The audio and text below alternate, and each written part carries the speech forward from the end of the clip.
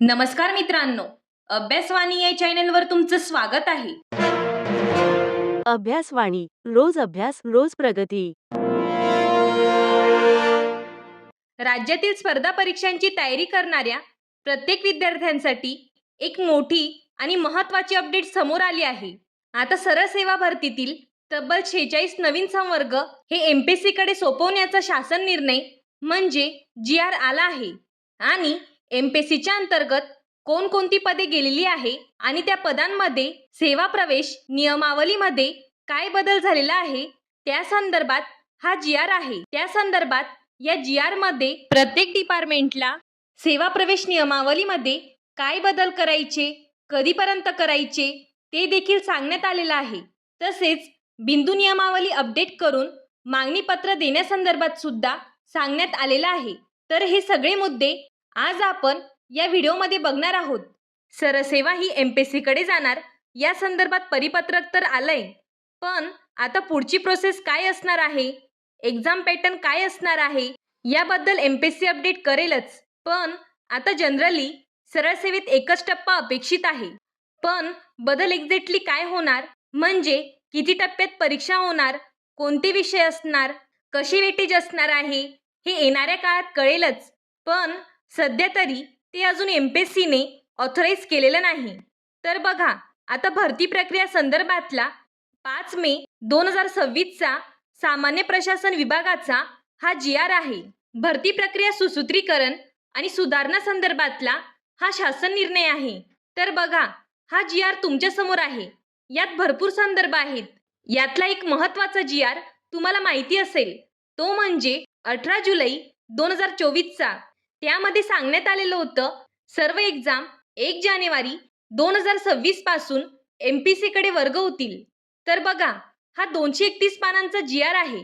पण यामधले महत्त्वाचे मुद्दे मी तुम्हाला सांगते. त्यांनी सांगितल्याप्रमाणे गट ब आणि गट क मधील संवर्गाची पदभरती एमपीएससी कडून होणार आहे. तत्वता मान्यता देण्यात आली आहे आणि कार्यकक्षेत आलेली आहे असं त्यांनी सांगितलेलं आहे.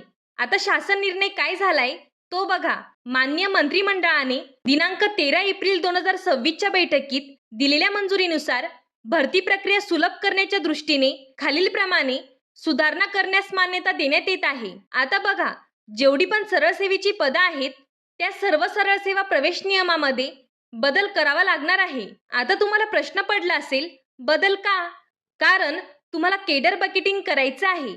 उदाहरणार्थ, क्लर्क हे पद जर बघितलं तर सगळ्या डिपार्टमेंटमध्ये आहे आणि आतापर्यंत सगळ्या डिपार्टमेंटच्या वेगवेगळ्या एक्झाम होत होत्या. पण आता क्लर्क समान कक्षावरती पद आल्यानंतर या सगळ्या डिपार्टमेंटच्या एकत्र जागा निघणार. म्हणजे बघा, विद्यार्थ्याला तयारीची दिशा, स्पेसिफिक सब्जेक्ट अभ्यास करायला सोपे जाईल. म्हणजे विद्यार्थी वर्षभरात अभ्यासाचं एक स्ट्रक्चर बनवू शकतो आणि तो त्याचं प्लॅनिंग बनवू शकतो. नाहीतर आतापर्यंत असं होत होतं, तलाठी भरती आली की त्याचा वेगळा अभ्यास करायचा, नगर परिषदला एखादी पॉईंट वेगळा आला की त्या पॉईंटचा वेगळा अभ्यास करणं, आणि एवढं करूनही पद जर हुकलं तर त्या विद्यार्थ्यांच्या अभ्यासाला काही किंमत नाही. पण आता झालेल्या बदलानुसार विद्यार्थी हा त्याचं प्लॅनिंग व्यवस्थितरित्या करू शकतो.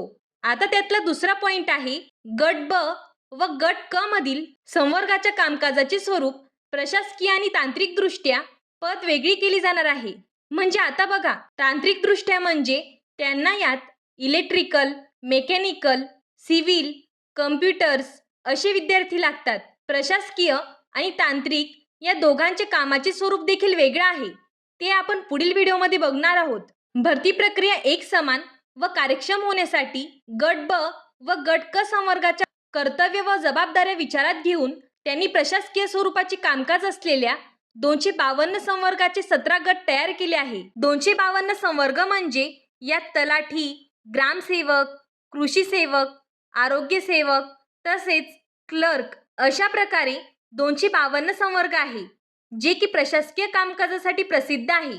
तसेच 17 गट म्हणजे बघा, क्लर्क किंवा ग्रंथपाल अशी पदे आहेत. म्हणजे बघा, आता क्लर्कमध्ये वरिष्ठ सहाय्यक किंवा कनिष्ठ सहाय्यक असे क्लर्कची पदे आहेत. मग त्यांनी एक एक गट केलेत. पहिला गटमध्ये क्लर्कची सगळ्या प्रकारची पदे आहेत. अशा प्रकारे 17 गट तयार करण्यात आलेली आहे.